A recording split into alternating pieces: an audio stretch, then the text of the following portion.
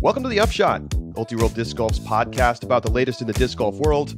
I am the editor, Charlie Eisenhood. Joining me is Josh Mansfield. And yes, you did hear me correctly. I am the editor. I have taken over as the day-to-day editor of Multi-World Disc Golf.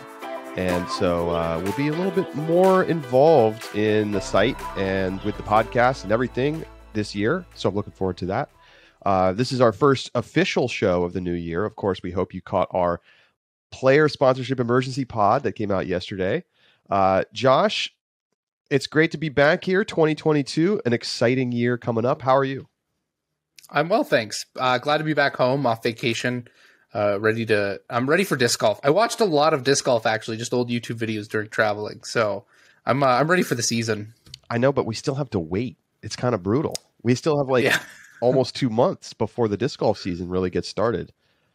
So tell us a little bit about your travels. You played some disc golf. We got to hear a little bit about how it all went down. Yeah, so I started in Vegas just as kind of a stopping point on the way down to California. Got to play with Corey.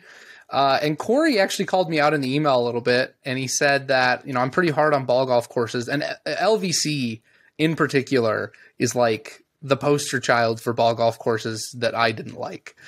So he's like, you got to come play one of these courses and let's watch it kick your butt. And man, it really did. I have a disc that, and with elevation as well, I have my distance driver that is pretty stable.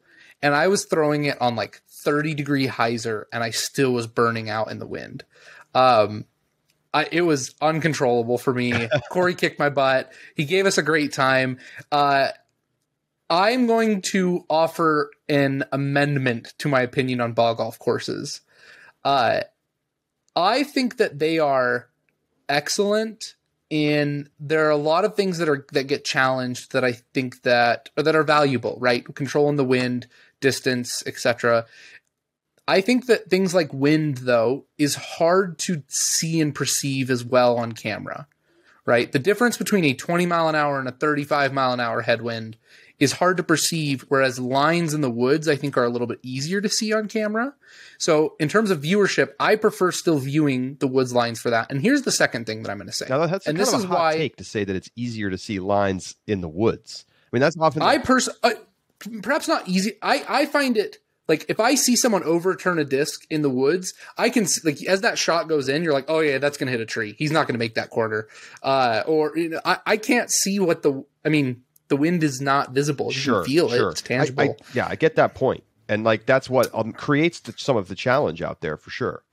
Yes. But I understand why it's a hot take, because some people say that, the catch cam to not being able to see the full flight of the disc on one cam limits that.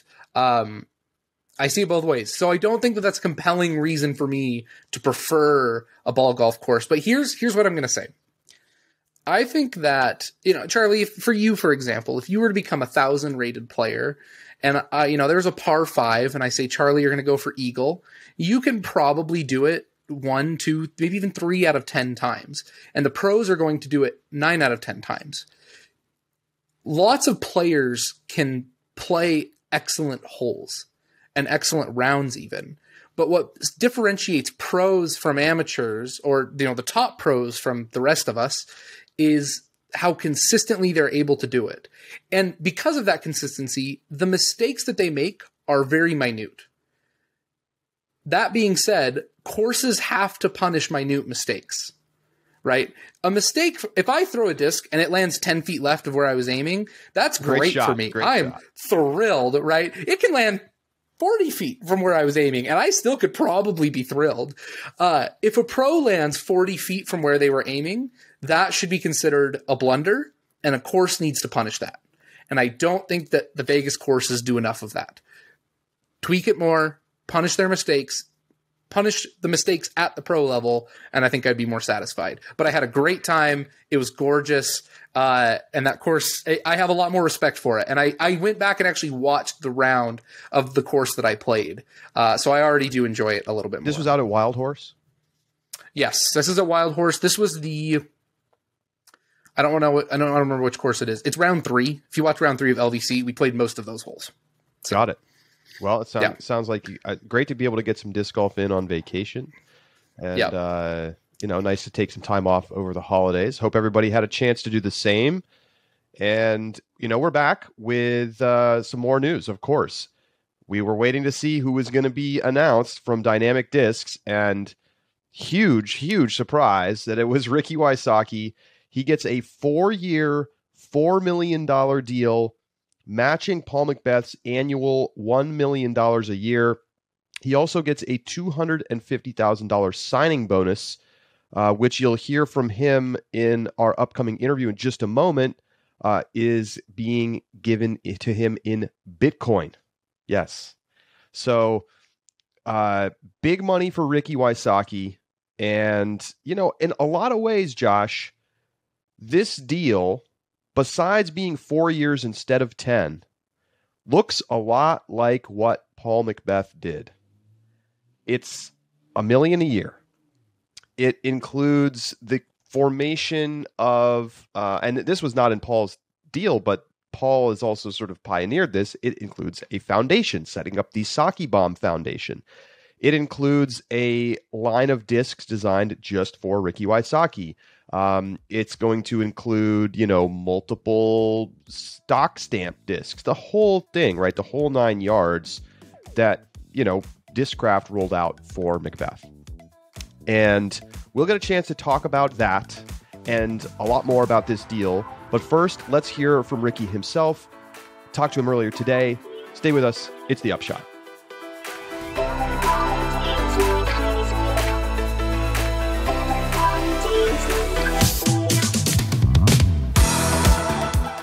The Upshot is presented by Pound Disc Golf, makers of the best bags in the sport. And you know what? They're about to be the makers of the best bags in a variety of other categories. Available now. Rapscallion bags, a spin-off of Pound. They make beverage carrier containers. I have one here at the house. It's awesome. It holds 6 bottles of wine, 2 big growlers, whatever you want to put in it. It's in a really nice looking case. You can take it to a dinner party. You can take it with you out to the park, wherever you're headed. Check it out, rapscallionbags.com. And keep an eye out for the Fly Pack coming to Pound very soon. A really beautifully put together travel bag. It's in the final stages of development right now. Check everything out at pounddiscgolf.com.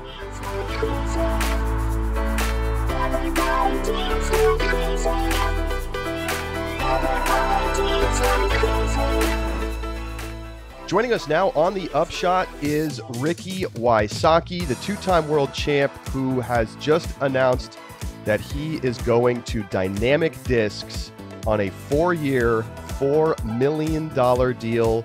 Ricky, welcome back to the program. Congratulations. Thank you, man. Thank you so much. I'm glad to be here. And I know you guys have done a lot as far as disc golf media and getting news out there. So I'm glad to share this with the disc golf world through your outlets and through the podcast and everything else. So thank you. Glad to be a part of it. Glad to be a face for the sport right now and hopefully set some great trends for top players to come. So I obviously we're going to talk a bunch about this contract, but first I just want to know, how has it been for you to watch over these last 6 weeks as people have endlessly speculated about what's going to happen with you? It's pretty crazy. I mean, I think just looking back, it's like, there's a lot of people that are really wanting to know what I'm doing. Between everyone just seems like an FBI agent nowadays. It's like there's some people are poking around here, poking around there. People are just trying to find any way to find out where I'm going. And it's pretty awesome that I have that many people that want to do that. And definitely am thankful for that. And I'm thankful that my fans are that dedicated to where they want to be in the know and know exactly where I'm going. So it means a lot to have the dedicated fans that I do. And I feel like it's just a sign of how genuine I am. And I'm just, beyond thankful that I'm in this spot. Beyond the $1 million a year for 4 years, what's in this deal and in this contract that you just signed with DD? Yeah, that's a great question. So for me, it's working with a company that I'm aligning with. For me, I've gotten my brand, my obviously my athletic ability in the sport and my influence and all the different aspects that I've grown into as the player I am today. And I think that working with Dynamic, they see all those different values that I bring to the company and to the family. And so for me, that's the most important thing. Obviously, money is great, and that's something that I've worked hard for, and I feel like I've deserved. And I'm beyond thankful that they see that. But there's other aspects to the decision, obviously, that the general public doesn't see. And I'm here to tell them that that Dynamic is a company that obviously in the years past they haven't had maybe the top players, but they've still been a great brand no matter what. And so I've always seen that, and I've always thought that, even since I was last on the Trilogy team, 4 years ago. So I just think that both the Dynamics brand and my brand has grown since I left. And so I think in that time away, we both grew to the point where we fit really well together right now.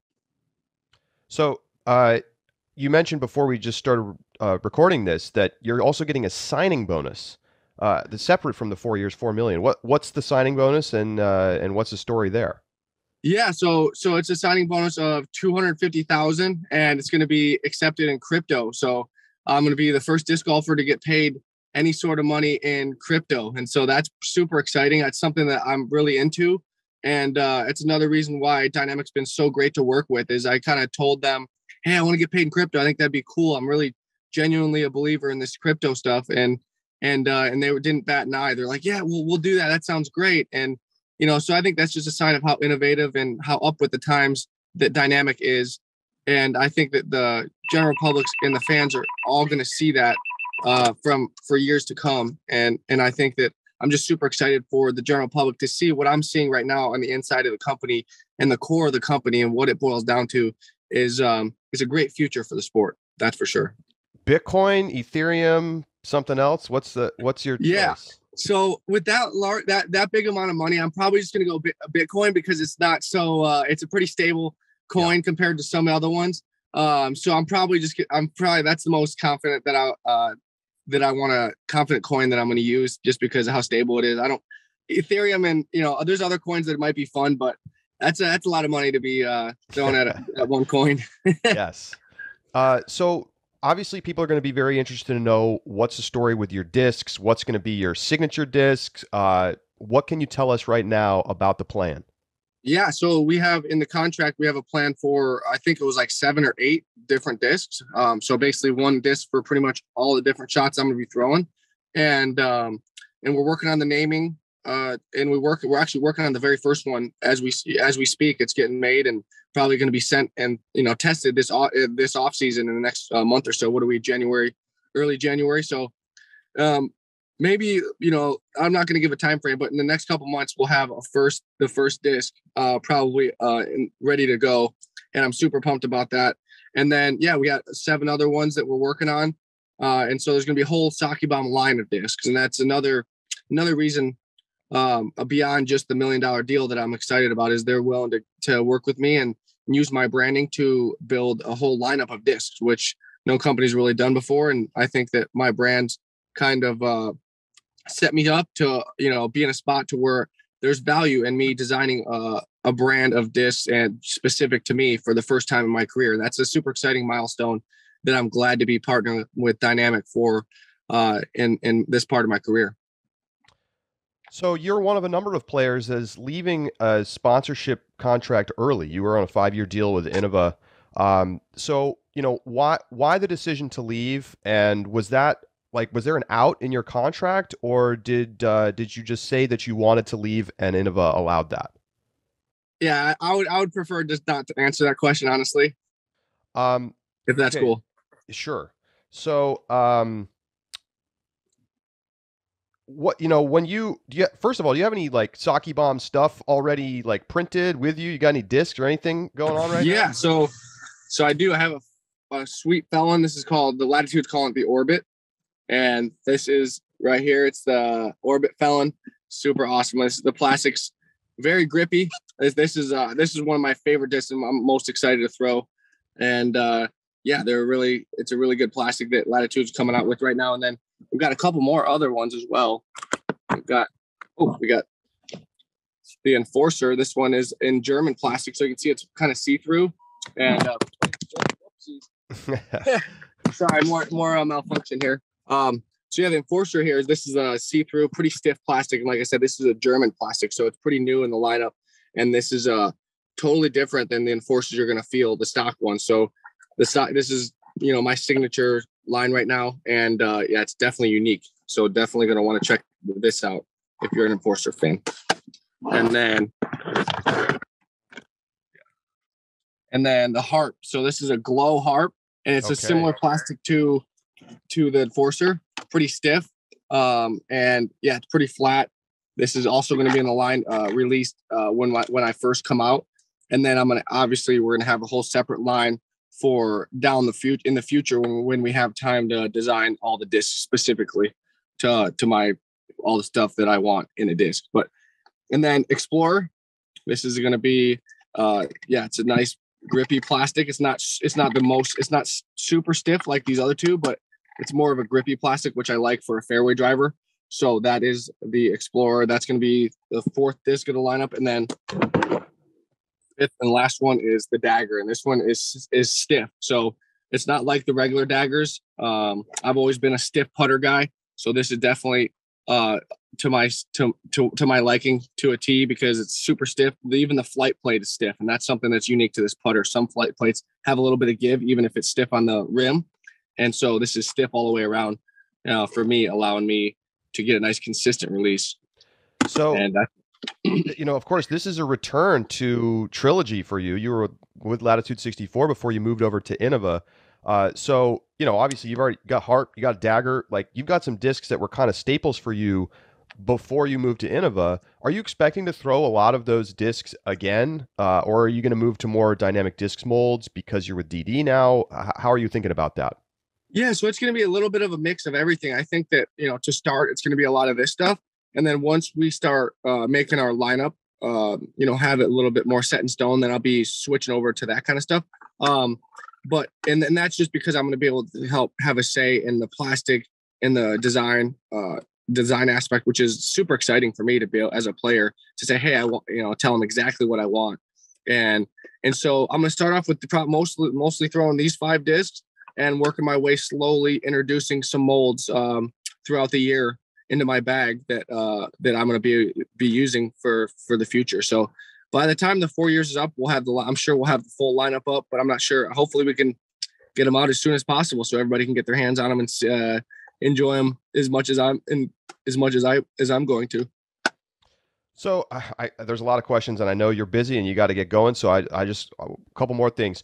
One, it can't be ignored. $1 million a year average annual value. This is the same thing that Paul McBeth is getting with Discraft. Was that a number that was important to you to get? It seems like many of the things in this deal are similar to what McBeth has done with Discraft. Yeah, I think it's the signing bonus is more, and obviously we're getting paid same per year. But it's the biggest 4-year disc golf contract in history. So that was that's what I've been kind of telling people, making history in that aspect. So that's super important to me, super important to Dynamic, and I think that's kind of a big reason. We kind of went with that deal. They obviously saw the value in me, and I felt like I brought that value to the company. And so I think that's kind of how we settled on that number. And now it's kind of, it's all playing out the way I wanted. And I'm super excited to be able to be in the Dynamic family with these great discs, allowing, back where I won my 2 world championships. And so I just feel at home. I feel comfortable, and I'm ready to get to work this offseason, really dialing them in. But yeah, Paul's been instrumental in the growth of the professional side, so I got to give him a lot of credit. And I'm looking to just continue that trend and continue pushing the sport. That's what it's all about. Eric McCabe, when I talked to him earlier, mentioned that you're thinking about starting Saki Bomb Foundation. Can you tell us anything more about that right now? Yeah. So, we already are working on forming the foundation. It should be good and ready to go by Vegas. So we got a lot of people working on that, and thankful that I've got great people surrounding me, not just for this deal that we made, but also for the foundation and stuff like that as well. So that's something that we're going to be rolling out probably, like I said, around Vegas. And the first initiative is going to be the first putt initiative, where we're going to be trying to get right around 100 discs in a basket to as many schools as possible in the country. So we're going to call it the first putt. I think that's a good name for it because a lot of kids are going to be having their first putt with those discs that I'm going to be donating. So it's super exciting to be able to, get this contract, obviously, and then give back to the disc golf world that I've been so amazing to me throughout my career, allowing me to form the career that I have. And so I want to give back to the sport as much as I can. And I think that's the first thing that came to my mind when I made this big deal is how can I give back? So that was the first thing that came to my mind. And that's the first thing I'm going to work on. And so I'm super excited about that. Super excited that Dynamics also supportive of the foundation and going to help me in any way I can to get these discs in kids' hands for their first putt. And that's just going to be the first initiative. And I'm sure we're going to have tons after that. So exciting for the disc golf world to be a part of that and, inspire the next generation. Well, Ricky, thanks so much. Congratulations. Appreciate you stopping by and looking forward to seeing you out there in 2022. Thanks, dude. I appreciate it, buddy. Ricky Wysocki with us here on the Upshot. We'll be right back.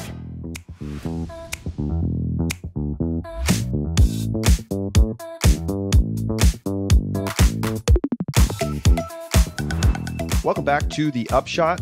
Thanks again to Ricky for taking the time to sit down with us. Josh, now that we know the numbers and we know the official destination, Dynamic Discs, as you just kind of zoom out and look at the whole thing, what do you think of the move? It feels like, the players who are in the same tier as Macbeth are quickly realizing their worth and pushing for that. Ricky, I expect Eagle to have a deal very similar to this be announced within the next few years, probably next year, if we're being completely honest.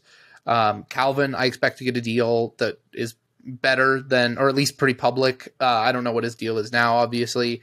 And I think what's most important, though, and this is something I know Jonathan mentioned it. He says this announcement is meant to bring hype, right? When you announce the numbers, it's designed to bring the kind of momentum and publicity to the player as well as the company. And what better way to say money than a helicopter ride with Ricky holding a piece of plastic in this flight, as well as, the announcement, the signing bonus. It feels like a professional sports contract. Much and Paul's, I think Paul's was so novel that we were just blown away. This feels, though, like a professional contract that someone like Ricky obviously and absolutely deserves, in my opinion. Fascinating to see. Certainly, I mean, everything from having the press conference with, lots of members of disc golf media there. Adam Zucker was there from CBS Sports. More, I think, in his disc golf capacity than in his CBS Sports capacity, but it's still, I think it's still a cool thing.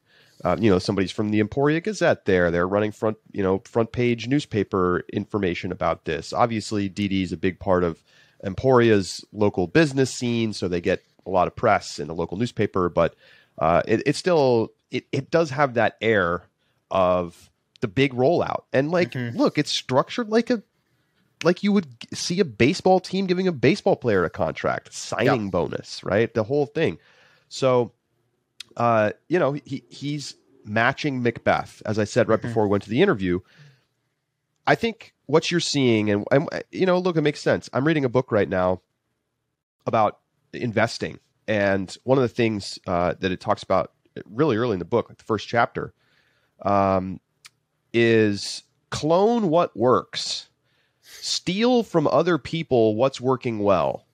And I don't think that you can look at the landscape and be like, wow, what we need to do clearly right now is clone Discraft. That is the obvious takeaway from what we've seen these last couple of years, which is we need to get a top player. We need to give them their own lineup, and we need to market the crap out of it. And that has obviously worked very well. Now, Paul Macbeth is his own beast. And I don't know if you're going to see the same success by taking any other pro and, trying to slot that same thing. But The same way we're seeing these new Orbit discs that look, well, a lot like the Halo discs that Innova pioneered. Like, they're all stealing from each other, as they should, right? Cloning what works is a very successful thing to do. And I think that's what you're seeing here with this deal. The kind of the plan, a lot of it very much aligned with what Macbeth pioneered with Discraft. And so, the question now is like, will it pay off? Because remember this, and I think this is important. When Macbeth got the $1 million, that wasn't his first contract. His first contract was 4 years, $1 million, $250,000 a year, obviously with the ability to go above and beyond that. The sales blew away expectations. He was earning close to $1 million in his first year at Discraft. So then when it came time to do the bigger deal, they said, let's make that the floor. Let's extend this. Let's make this a long-term thing. DD is saying, we're going to take that chance, even though we don't necessarily know what Ricky Wysocki's sales potential is going to be. Is it going to be $1 million a year? In this new world of disc golf, I certainly would not put it past them. I think a lot of people bought Ricky Wysocki stamped discs today. Whether it's enough to kind of like make up what is, a large number, we'll have to find out. I think what's most important here, though, is if you take the Paul Macbeth Paige Pierce combo and signing at Discraft, those two, like you said, are those two are going to set the bar of what they can bring in revenue for a company and in terms of the contract amount that they're going to get as well. If you were to send any two players to see if it could be replicated elsewhere, though, I think Kona and Ricky are it. The branding, the success on and off the course, if anybody can show that this contract can be something that is widespread right now in this moment, I'm sure in the future it can be, but right now, is this something that is unique to Paul and Paige's ability to market and sell discs for Discraft? Or are we at the stage in disc golf where two other successful branded pros are able to do the same thing? And if it works with Ricky and Kona, I think that shows that it may be more universally applicable at this point. If not, and they overpaid, then we know that nobody else is even close to it because Ricky and Kona were the only two, I think, of the best two chances at success, and DD picked the right two to go for. I mean, I feel like you're equating Ricky and Paul. Sure, I'll give you that, right? Ricky's number one player in 2021. I don't. You can make an argument that Macbeth still has the edge because of the performance at the majors, but Ricky was the best player start to finish in the season, won the National Tour Point Series, won the Pro Tour Point Series. But Kona's not on Paige's level in terms of competition on the course, Josh. So, I mean, I think you're giving her a lot of credit for her Instagram success, which 100%. I just don't know if I quite see those things as comparable. Like, there are other players, maybe not quite as marketable, but certainly better on the course. And I think when it comes down to it, if you win, you're going to sell discs. If this announcement was Ricky and Katrina instead of Ricky and Kona, I don't think that would move as much plastic as the Ricky Kona pair. Oh, that's fair. So, but I think that this still proves the point of, whether it's Kona, whether, it's another player who's excellent. Is Kona on the same level as Kristen Tatar then, right? We don't know what Paige's deal is publicly. So maybe comparing it with Kristen Tatar, and does Kona match the value that Kristen Tatar, who I would say is better on the course than Kona as well, in addition to Paige Pierce, can that match the value in that social media presence? I think so. But again, I think Kona is a good litmus test for kind of what a pro can bring to the table in that package of Ricky and Kona. Well, there's no question about it. Dynamic Disc was tired of missing out on players. And so they did what I said they needed to do. They backed up the truck. Yeah. I mean, this was the thing that they needed to do. And yes, it's optics. And we're going to talk in our subscriber bonus segment about what are players worth as endorsers of products to their manufacturers. So we hope you join us for that, because we're going to get into Innova, letting these players walk, and DD making this big move. This is part of a cycle that we've seen over time. You go back, I have an article about this. You go back, and Discraft was the to say Innova is like lost all their players is not even true. But like Discraft legitimately did lose almost all of their players back in the early 2010s when everybody went to Prodigy. Like their team was decimated. And their sales actually went up the next year. So what does that mean? Like players move discs. Yes. Mm-hmm. How much? That's a question we have to ask. And I don't know that it can necessarily be entirely quantified. Sure, you can look at the sales of a Tour Series disc or some kind of like specialized stamp thing, and you can get something of a sense there. And, I think it's obvious enough that Paul McBeth makes significant impact, but he has been this kind of unicorn outlier for some time in disc golf. And you also wonder, like, if McBeth never signed a Discraft, and Discraft came out with the Hades, and they were like, Hades, understable distance driver, and they have all the marketing around it, they're probably still going to sell a lot of Hades. Is it going to be the same as with McBeth? Absolutely not. No chance. And I think McBeth is kind of in his own stratosphere in this department. But otherwise, Didi is going to get a lot of new people paying attention because of these moves. Whether it's going to, the delta is going to be there to justify the additional expense, I don't know. I think that's actually a harder question to answer. Because remember, Didi has been seen as like not having the star players and feeling like, a little bit less relevant in the pro scene. And yet they just moved into a gigantic new warehouse and have been selling discs hand over fist. So, what does it matter that much that Ricky Wysocki is now on Team DD? I don't know. But we've seen these cycles come in and out, right? Prodigy had everybody, then everybody left Prodigy. Discraft had everybody, then everybody left Discraft. Now everybody's saying, oh, Innova, RIP Innova, all the memes, people carrying the coffin with Innova on it.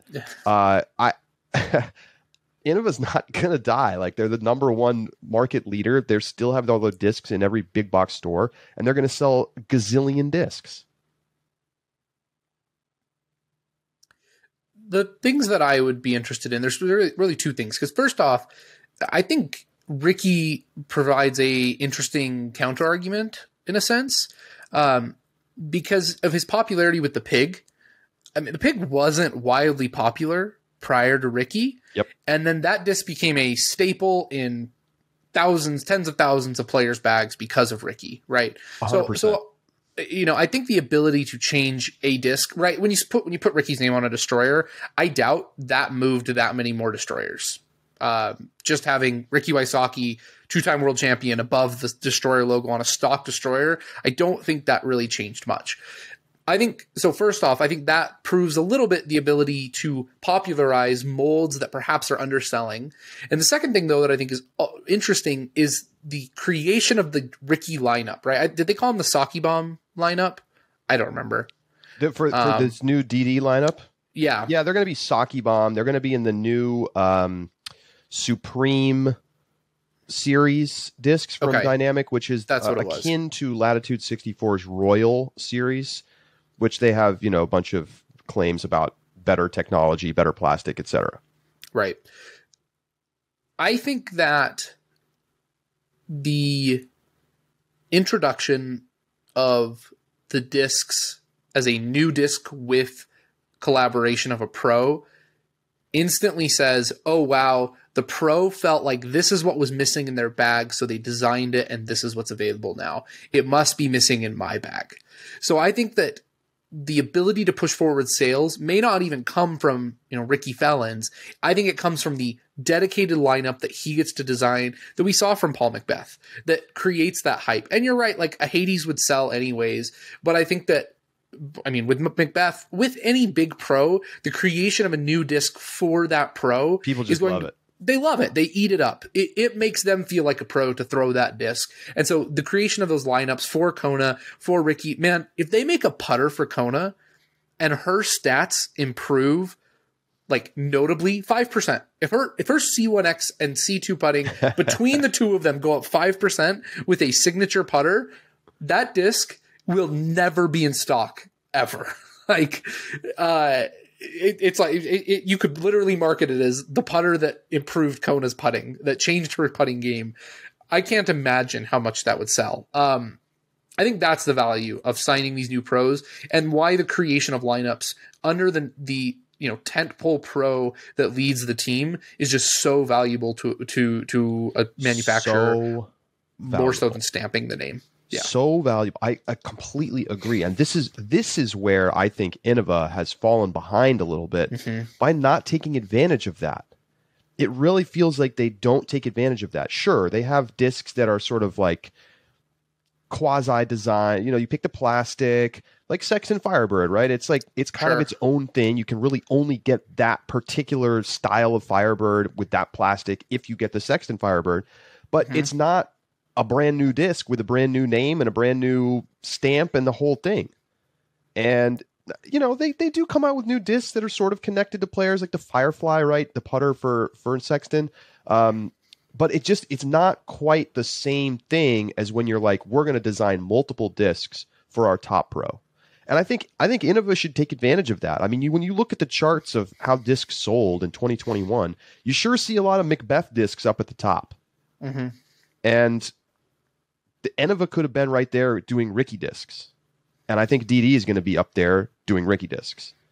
So interesting to see the effect of coming out with sort of just a new product, right? That it's the novel element, getting something new makes people want it. Yeah. Right. It's the same reason we're all excited about all these new changes to who's sponsored by which company. It's new. Moving every 2 years. Make more money, sell more discs. How about this? The Wysocki news is starting to go kind of viral online. On Reddit, R Sports, it's the top post right now. Really? So I thought I would. How many upvotes does it have? 2,276. That's impressive. That's the current score over on Reddit. Let me just read you some comments here. I haven't looked at these yet. I'm just going to go in the thread and we're going to look at some. All right. I'm not even going to read the screen names. Do you know how fucking good you have to be at Frisbee to be paid $1 million a year to do it? That's awesome, lol. Somebody commented below, don't let them hear you call it a Frisbee. Okay, let's see. All disc golfers want is people to be talking about the sport and paying attention to it. And the pandemic did exactly that for the sport. Millions and millions of dollars poured in with tens of thousands of new players. Wow, who knew this sport was big enough to be handing out these types of contracts? I don't even know one person that has ever played disc golf. And that's what's crazy about disc golf, right? Is that the ceiling is so high still. I've got one for you. Hit me. During the original COVID shutdown, I watched so many disc golf videos on YouTube. It was wild. I tried it out for myself one time thinking, how hard could it be? I didn't try a second time. Yeah. I take back my negative perception of that tool disc golfer that has a bag full of 20 discs. Generally, people just smoke and or drink while playing casually. Never met an angry or unfriendly person while disc golfing. Imagine all the hacky sacks not being hacky because of this sport. Let's Today see. I learned there are professional disc golfers. All right, there's another somewhat viral post. 509 upvotes over on our Bitcoin. Signing bonus paid in Bitcoin for professional disc golfer Ricky Wysocki. Somebody posts top comment. I'm very slightly interested in disc golf for the first time in my life. I feel like that's the answer I get anytime I tell anybody about disc golf. I'm very slightly interested in disc golf now. So there you go. These, same thing with when Macbeth's $10 million deal hit. I mean, that made like newspapers. That was on ESPN. Like people were talking about that one. Whether this will get that same push, I don't know, but it certainly could. I just have to say, I think the most exciting part of it, the Ultiworld article, is the link that's included in that Reddit post. So you'll love to see that. Yeah, that's great. All right. So we have a bunch of other stuff to get to.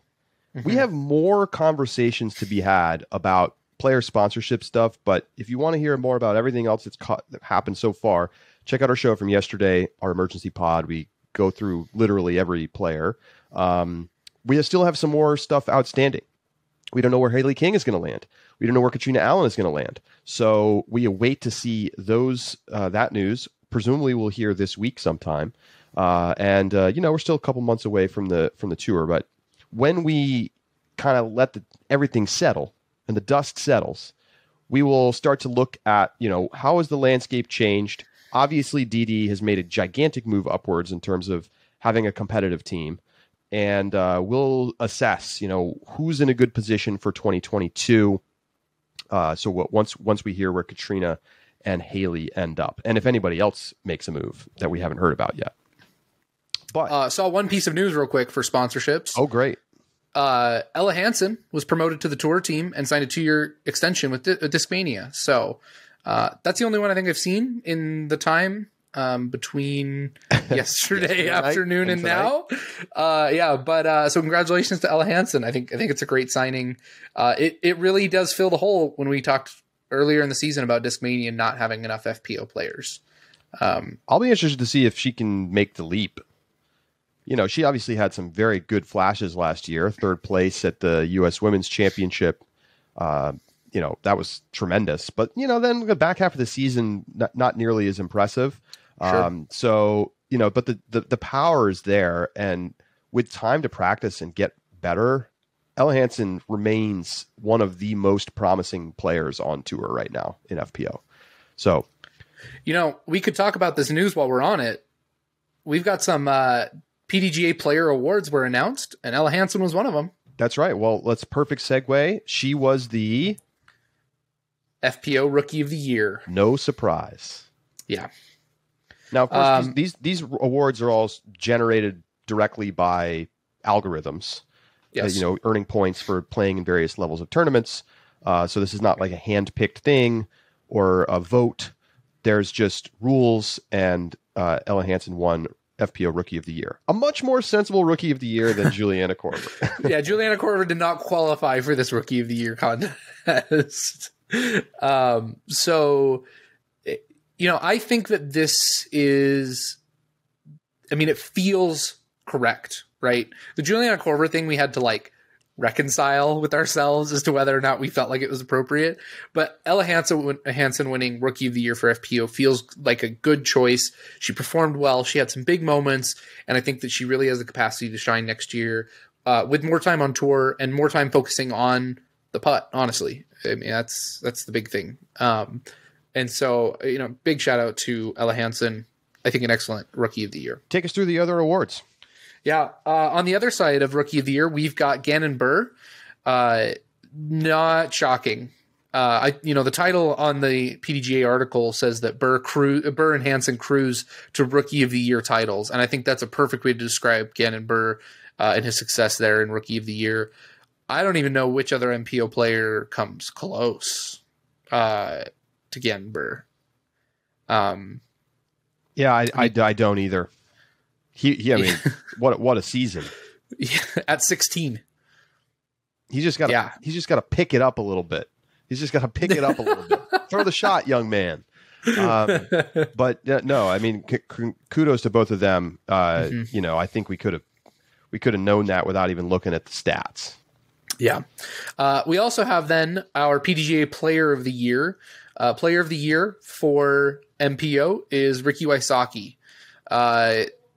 Ricky was by and far the most consistent player on the season. The PDGA Player of the Year rewards consistency, consistent and a lot of playing. And so Ricky is by and far, I think, the clear MPO candidate on the PDGA Player of the Year.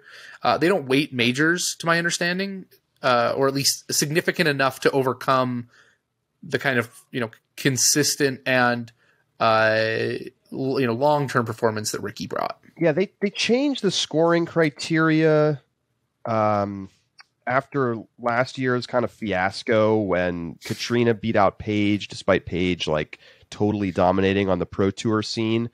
because the scoring had more to do with A tiers, and so they changed it to better weight the more important tournaments.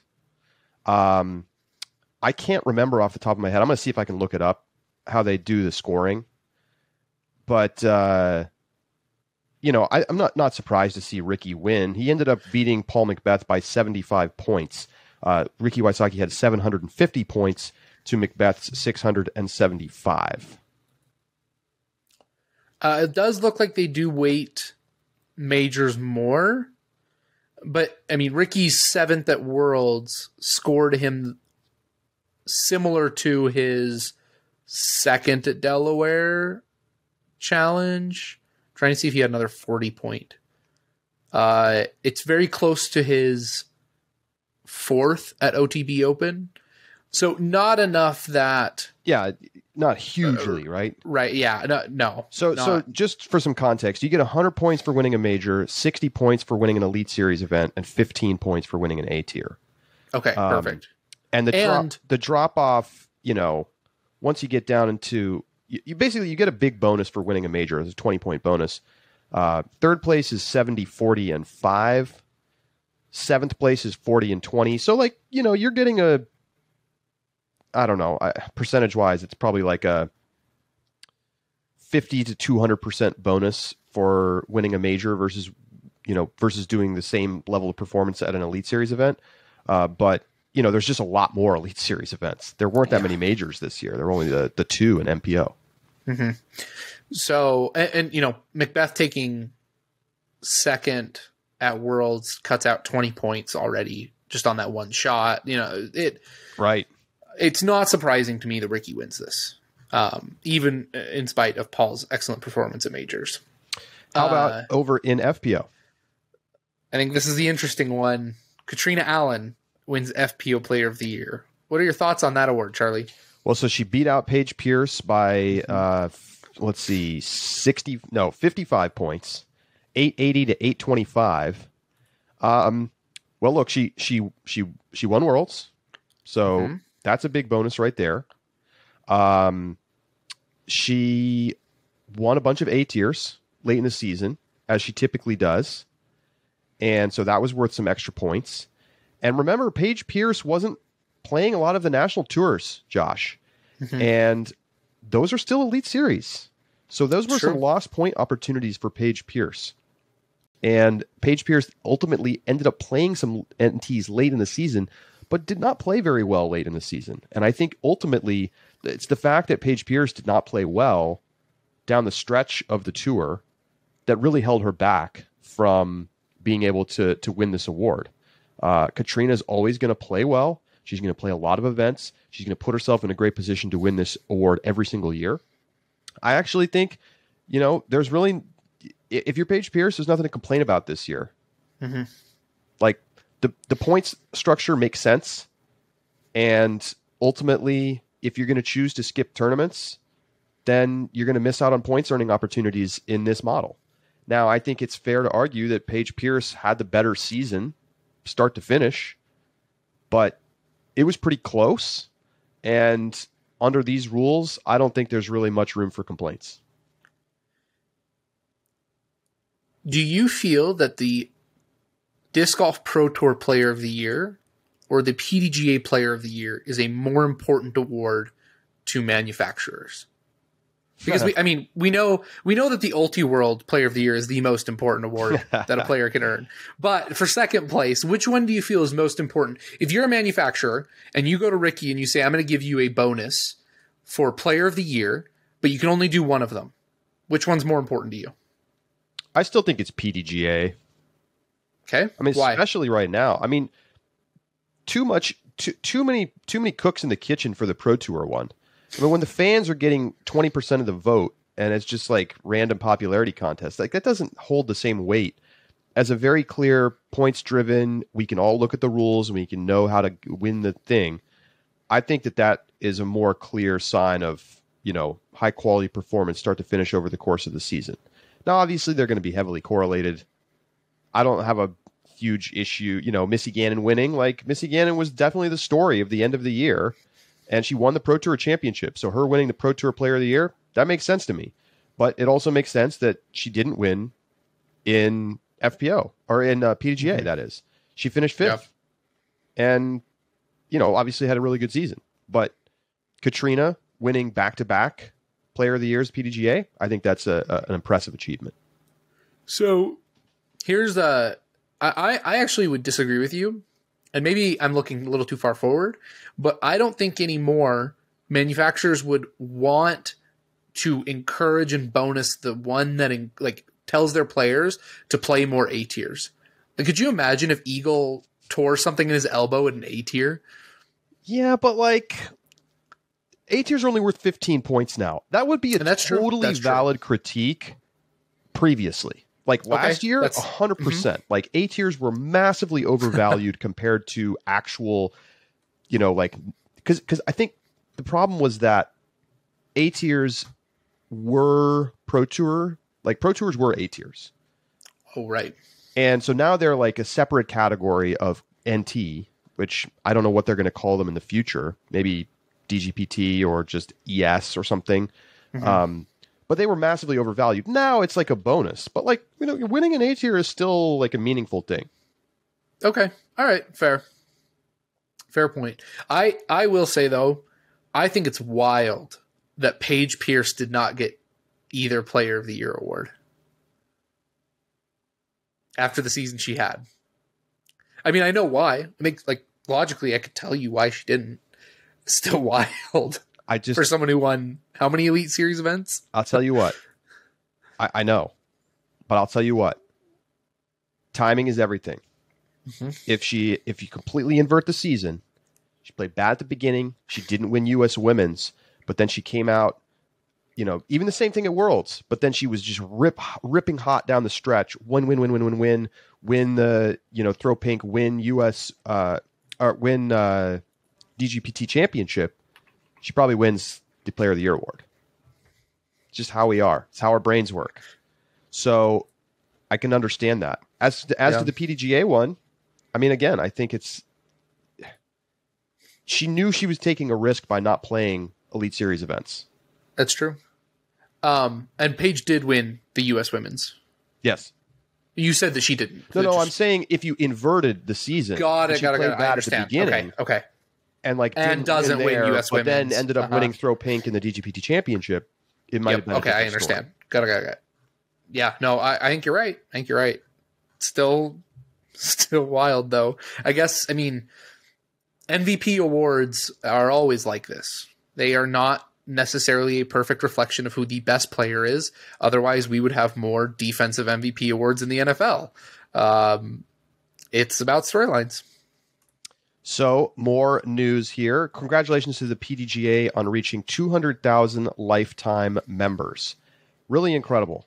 From the start of the PDGA to 2017, they had 100,000 people ever sign up. Not all at one time, but just, 100,000 different people had signed up for the PDGA at some point. And then from 2017 to 2021, 100,000 more people signed up. Think about that. That is incredible. We're talking about 40 years, almost 50 years of the PDGA and 100,000 people, and then 100,000 people in 4 years. And that tells you everything you need to know about what has happened to disc golf since really the pandemic, but just over these last 5 years. Incredible, and congratulations to the PDGA. I saw a Facebook comment when they were getting close about a guy who said he was going to talk his wife into just picking a name for their baby now and then buying the 200,000th PDGA member number for a baby they had not had yet. You should be able to bid on specific numbers that are coming up. The PDGA should let you bid, and they could, how much? They could probably auction off PDGA number 200,000 for a couple $1,000s. Oh, yeah. And just put that straight into your foundation or your charitable arm or something. Free That's idea really right there for the PDGA. Yeah, there you go. The 250,000, the 300,000, those would be easy numbers. I'm already going to start the bidding for PDGA number 1 million. Okay. Over under price paid for. Here's the question. Can I buy it for myself? Can I replace my PDGA number with my purchased PDGA number? That's an interesting question. Probably not, but shoot. Okay. I don't know if I want it. You can sell anything, Josh. You can sell anything. Okay, the 2023 major locations, the PDGA major locations have been announced. So let's break it down. The PDGA World Championships in 2023 are heading back to Jeffersonville, Vermont, up at Smuggler's Notch, Fox Run, Brewster Ridge, site of the 2018 PDGA World Championships won by Greg Barsby and Paige Shue. So Jeff Spring is the TD of that. Again, this is 2023, so not this coming season. This coming season, it's in Emporia. And in 2023, it'll be back up in Vermont. Josh, I know that you must be excited about this. Thrilled. When I saw the announcement, I told my wife that we need to start planning for our vacation at Worlds in Vermont in 2023. Favorite courses. I can't wait. Cannot wait. I was at the Vermont Worlds. Just so beautiful. The courses are so beautiful. It's such a great property because it just feels like it's just all about the disc golf. And they have an entire resort there that's, of course, normally a ski resort that's essentially just only for disc golf. So you have all of this housing and lodging and restaurants and everything all just catering to this one event. It couldn't be more perfect. I think that like other ski resorts could take on this type of concept of like, hey, we're going to build some world-class disc golf courses and have that be the thing we do in the summertime. Are you at all disappointed that we're going back to past locations? I mean, we're starting to get some kind of repetition in our majors and our world's locations with Emporia this year and Vermont next year. I don't think so. And I think the biggest reason why I'm okay with it is it really allows for you to tap into the nostalgia. When you are advertising and showing the 2023 majors, you can show like a clip of Barsby winning and then clips of like the top competitive MPO players coming and make a really exciting montage to advertise for this scene because it's something that's relatable. I mean, when you show that and put that on a billboard, that's something that people can see and see is at the course that it was already there. You can go watch the videos and watch the excitement of the past and be like, wow, that's going to happen here again. And be excited about that. I think it allows it to kind of build on itself. I don't want it to go back super frequently, but if every 5 years or even more, I think with the great courses that we're getting, and as we get more and more great courses, I hope it's maybe 10 years, right? Make it a really special 10-year anniversary that we go back to Smuggler's Notch. But I'm not disappointed in that at all. I'm excited for both worlds this year and next year. I think both of them are going to be really excellent. And I think it's the best way to continue to draw on the roots of the sport and the history that have taken place there without demanding that we play every worlds at the same course. Now, they listed, I don't know if they've always done this, but I noticed it this year at least. They listed how many bids they got for each of their events. And of course, they listed all of the other major locations for all their AM majors. They only got one bid for 2023 Worlds. Did they need to update the bid process? Like, is this a point of potential concern? You almost wonder, did they have to go to Jeff Spring and say, hey, will you put in a bid? We don't have any bids. Which, by the way, I know people have been complaining about this tournament not going to Europe. Nobody put in a bid from Europe. And so maybe 2024, we'll see it head to Europe. It's going to happen. It's going to happen. It's just a matter of time. But it's, if you don't get the bids, you can't put the tournament other places. Is this a sign that there's a problem here? So first off on the Europe, I predicted Europe wouldn't be for a little longer because with COVID restrictions the way they are, how could you comfortably put a bid in for Worlds? Not knowing if they're going to close travel again, or I know that's a long ways out. My God, if we're still dealing with this in 2024, I just know more, please. Yeah, so hopefully 2024 we get the European tournament. But I can at least understand maybe that logic. But can you tell me a little bit more about what that bid process looks like? No, I don't. Okay, I'm not familiar with it at all. I haven't read up on it. I do think that we're probably getting to the point where, you know, the PDGA has kind of restructured its board and its its staff organizational chart, and I think they should probably start proactively saying, "Hey, we want to do Worlds in this place, and we want to have this TD do it." And try to be a little bit more in charge of taking it places. Now you can still accept bids, and maybe you think about it in terms of 3-year chunks where you're like, we want to put the tournament here at some point in the next 3 years. But relying exclusively on people to put in bids, it might just not work because it's becoming such a challenging tournament to operate. It's a huge event. Not only do you have just a ton of moving parts, but there's a ton of sponsorship money that has to get raised, and there's not that many TDs who could pull that off.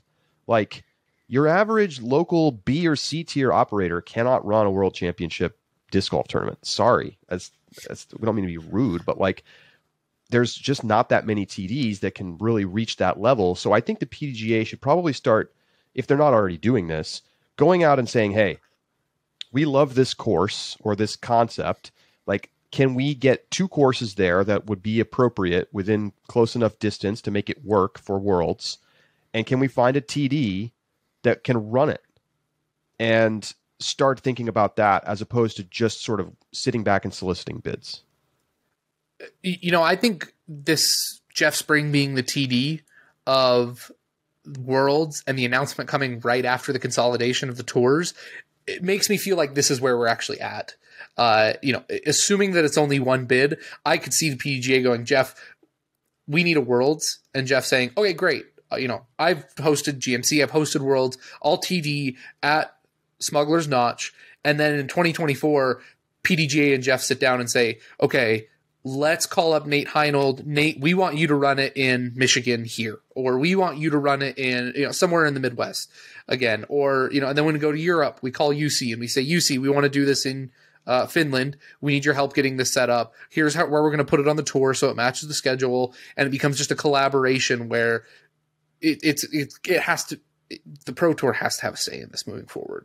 I can't imagine a world where the PDGA just accepts bids and then unilaterally chooses this location without Pro Tour consultation. It's been a problem, right? When that's been happening, is what we've seen is that the PDGA hasn't had enough oversight of some of its big major championships, and they have not reached the standard that is really required at this point. And that's why we've seen some friction between the PDGA and players over the last couple of years.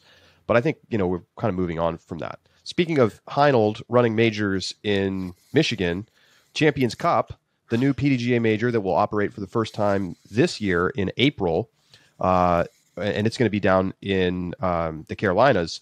It will be in 2023, so next year in Michigan. I said the Carolinas. It's in Georgia, Appling. Yep. I'm associating the South with all of the, I'm just like USDGC. No, it's in Appling, Georgia. But in 2023, it will be at Toboggan in Milford, Michigan. So that's where DGLO is played, Great Lakes Open. A fun, exciting course. I think I don't really have a lot of thoughts on this. It's a fine course.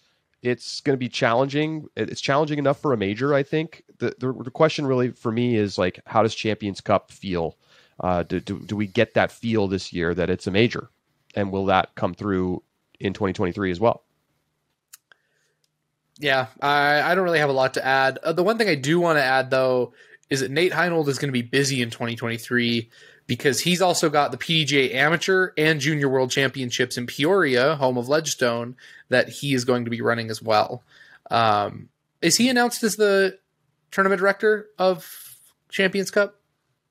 Maybe I'm wrong about that. Let me check. Maybe I'm misunderstanding, because I know I looked at this, but I thought so. Again, led by Nate Heinold. Yep. I am right? Okay. I've got it up. Yep, I've got it up. So Nate will be running Champions Cup, Junior Worlds, and Am Worlds. And Ledgestone and D-Glow. Going to be busy. I doubt D-Glow. Probably not, because they're going to have Champions Cup there, right? Yes. Yeah. So I doubt they do D-Glow and Champions Cup. Are they doing Dynamic Discs Open this year? I think they are. So maybe they do. But I think this trend will fade out, or the typical tour stop will be replaced by an A or B tier, like we saw with Utah Open. Utah Open. Okay. Regardless, Nate Heinold, you're a busy man. Yeah. I think, though, the one thing I do want to add here, I think this is the beginning of Nate Heinold gets a full-time job as a tournament director. And he runs tournaments, and he is picked to go run tournaments all over the world, and he runs important tournaments because he's a tournament director who can handle it. And he knows 2 years in advance that he is running worlds wherever it may be, and is collecting sponsors and putting together a team. And that's what Nate Heinold is becoming. He's showing us the future of tournament directing. So only thing I have to add. Could be. All right. Well, that is going to do it for today's show. No, we got one more, Charlie. We're saving it. We're saving it. No. U.S. Women's Championship. Ah, okay. They also announced that will be in Burlington, North Carolina. I don't have a lot of thoughts on location. The one thing I do want to add, though, is that they had 5 bids for the U.S. Women's Disc Golf Championship. So, and remember, Women's Championship was quite the fiasco last year in terms of the press and the bad social media, and the courses just getting absolutely blasted in social media for being players were harsh, low quality. Yeah, they not kind. So to see 5 bids come out for U.S. Women's, especially in a year that we only have 1 for Worlds, really exciting. Yeah, congratulations. North Carolina's got great courses. I'm sure that they're going to come out with some awesome spots. Can you look right there? I forget the name of the park, but it's hosted other majors in the past. I think U.S. Masters was there. Maybe Tim Slinsky U.S. Masters. That sounds right, but let me find it real quick. But these are tested courses that have hosted big tournaments in the past.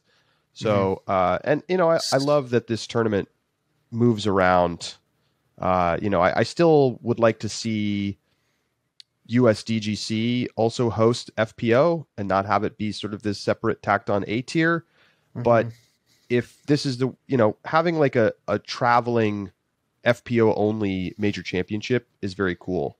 And we do really see more variety from the course selection for this major than really we do with the other majors. So, yeah, it's at Cedar Rock Park, which is hosted the 2013 U.S. Masters. Right there, you go. Yeah. Okay. Well, that actually, in fact, is going to do it for this episode of The Upshot. Thanks for sticking with us as we catch up on all the news. More to come, of course. We'll see you back here Thursday. We're going to go inside the circle. We're going to do an over-under, and we're probably going to talk a little bit more about player sponsorship news and start to look ahead to 2022 season.